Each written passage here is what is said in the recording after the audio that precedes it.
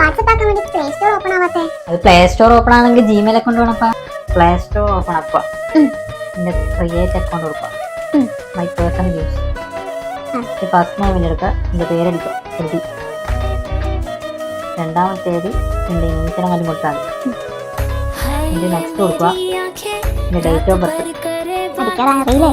ആ പിന്നെന്താ?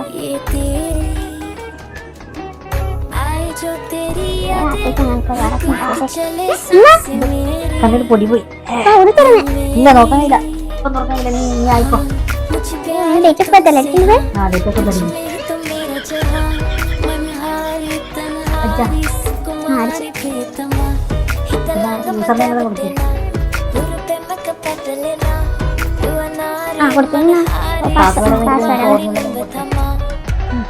അതിലെ സേവ് ആയിക്കോ.